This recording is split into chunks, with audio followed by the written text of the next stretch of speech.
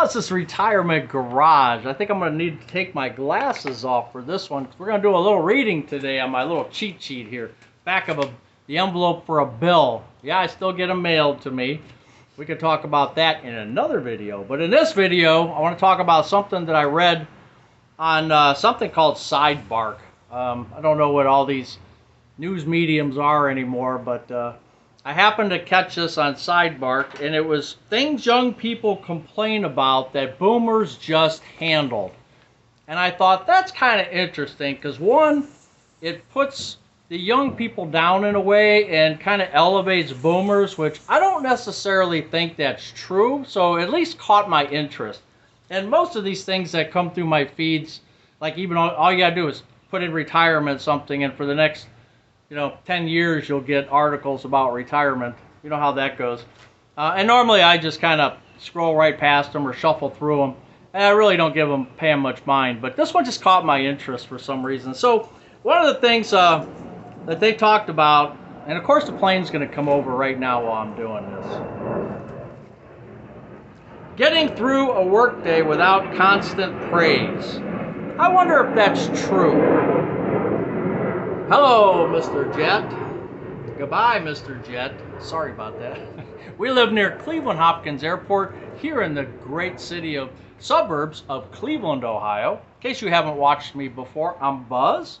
I'm Buzz's Retirement Garage.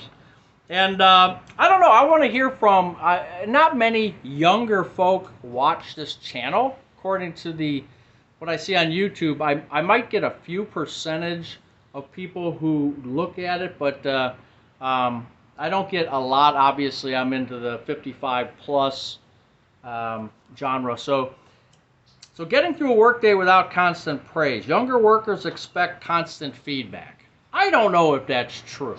It could be, but I don't know. And that's kind of interesting. I know in my last job, I didn't get very much praise at all, although I tried to give praise where I could. But I don't remember getting a lot of praise from bosses throughout my career, actually. Dealing with crummy jobs without complaining. The paycheck mattered more than personal fulfillment. I wonder if that's true, too. I know that us boomers, us Generation Jones, as now they call some of us, I do know that the paycheck was very, very important to me. And not missing time and going to work every day and putting up with some things that you probably didn't really enjoy, but you had two choices. I mean, you could always try to find another job, which people did, or you put up with it. Well, three choices actually, or you tried to change it. You tried to change the work environment the best you could. So there were choices, but yeah, were there days that I went in and just kind of took what they gave? Sure, of course. So, but how does the young generation like that? I mean, are they really put off by that? I mean, I don't know. Waiting for things without getting restless, like slow service. Well, I can tell you, I have never heard a young person complain about standing in line and, actually vocalizing or complaining about like standing in line at a grocery store or a restaurant or something like that. But I have heard boomers complain an awful lot. What? They only got one lane open? With this many people, they should open up 2 lanes. Why do we have to? Oh my gosh. That didn't come from a young person, so I don't know if that one's so accurate. Sharing a home without privacy. Yeah, that's a good one but that's, that could be anytime, anywhere, right? Because when I was growing up, I shared a bedroom with my 2 other brothers.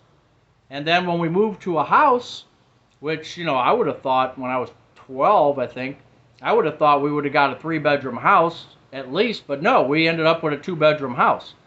So the 3 brothers were in one room again. Now, I could have moved into the basement, or we could have redid the attic, which the people who bought the house ended up doing. They made the attic an upstairs bedroom type thing. So there were options that we could have had, but yeah, I don't know. Do young kids now get more of the ability to have separate rooms? I don't know. I don't know if that's true or not. Managing money without financial literacy,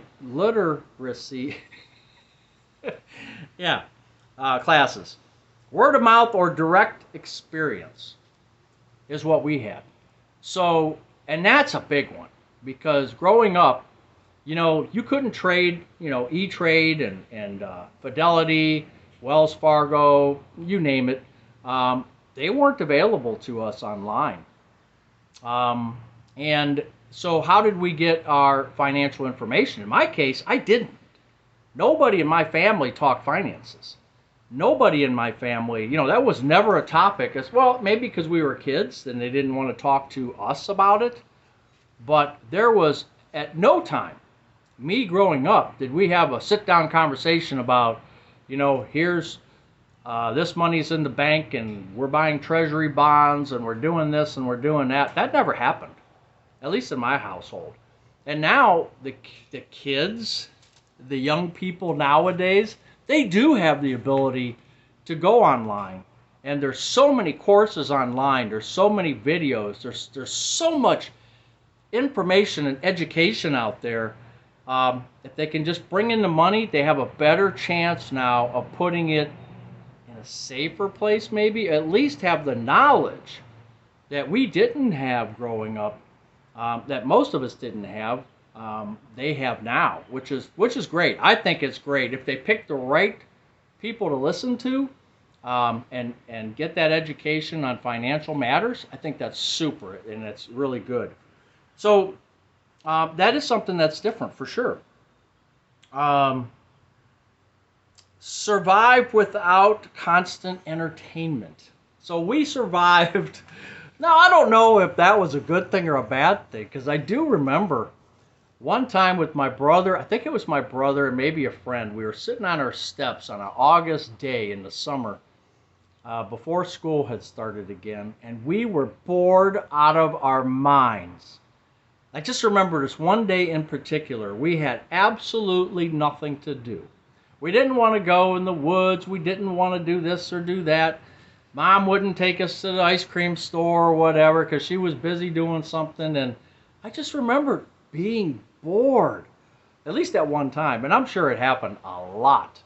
And kids nowadays, I mean, do you fault them for being in their phones? Do you fault them for being active all the time with things? I mean, if I had the phone back then, or away game playing or video games, not until Atari came out with Pong, right? Did we have that opportunity? And did we buy it? Absolutely. And did we play for hours? Absolutely. So I can't knock the kids about that. That's for sure.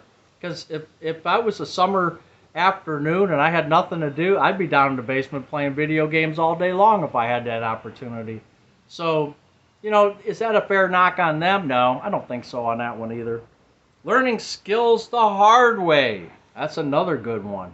Yeah, we learned skills the hard way. How to sharpen we were just talking about this today on our live.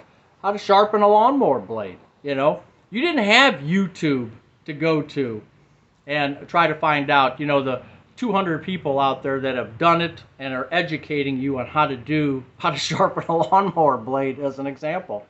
We didn't have that growing up. We had books. Maybe you had to go to the library and you found a book or a magazine. The Handyman was a magazine that was big in the 80s. I think it was called Handyman. We had to read the books. We had to read the magazines, the periodicals that talked about, the science books and different things. That we didn't have YouTube where we could just click on there and tell me how to fix the flat tire on my wheelbarrow, which I have right now. We just didn't have that. So, no fault of theirs, but yeah, we struggled with that. I know I struggled with that. I learned by doing, and trust me, I did some things at least 2 or 3 times over. So, getting directions without GPS. Oh my God. Now the title of this is Young People Complain About That Things That Young People Complain About That Boomers Just Handled. And I don't think this is not a complaint. This is just the future becoming the future, right? Um, the getting directions without GPS, that's another great one. Geez, how many times did we unfold that stupid AAA map, right? Or the gas station map. I remember we went to the Texaco station on the corner, and we grab a map, and and I can't fold it back up. It's just it's not happening. I'm 65 now, and it's not happening. I would never be able to. I can't even fold a sheet right. Ask my wife. But yeah, so there's no way that, or back then I should say, we would have loved GPS. Oh my gosh, we would have loved it. How many times did we get lost? This road says to go here on the map, and it was closed, and now which way to go? And I do remember one time in South Carolina when we were on vacation. I mean, we took the wrong road based on the map, well before GPS. We took a wrong road, and we probably ended up 50 miles out of the way before we figured it out and had to backtrack. So, boy, that's a real thing. And you're not going to blame the kids on things that have now come to be, that we talked about, maybe the old Dick Tracy watch and all that stuff. And now it's come into play because it's the future now, right?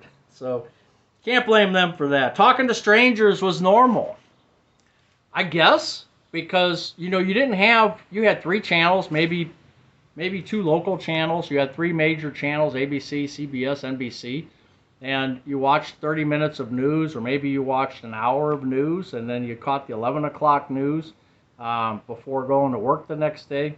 And they didn't talk about abductions and all these crazy things. Once in a while, you get a story about this or that where someone, kids were abducted or something happened, and there was no Amber Alerts. There was none of that back then. And I think you felt. Now I don't know what the difference is. You tell me. Was it because we felt safer because we didn't hear the news of what was going on, or was there not as much craziness going on back then? And when I say craziness, I mean like abductions and all those type of things that you hear about now, where stranger danger. Did we have that and just didn't broadcast it, or did we not have it? I don't know. I'm sure. I hitchhiked. Think about this. And probably you too. If you're of my age, you hitchhiked a little bit, and I never had a bad moment where I was hitchhiking. And fortunately, people were just cool. And I got picked up by older people and younger people, and I think it was a different time, but I don't know. I'm not sure. That's a great question to find out if we can somehow. And and back to the work that we did, working through illness without calling in. So, and I just remember, I laugh because I remember on bowling nights. What bowling nights were, Tuesday or Wednesday night? And by the end of bowling night, after you had a few beers, and the next day you weren't feeling good. And I remember the guy I worked with, Frank, at MTD. Frank was a great guy, super great guy, and he was Yugoslavian. And he had the accent, and he was just so funny when he talked. And he would carry this big barrel around. He would drag it through the shop. I said, "What are you sweeping up because you don't have a broom or a dustpan? What are you doing?" "Oh, I'm just carrying this around in case I throw up." I said, "Are you serious?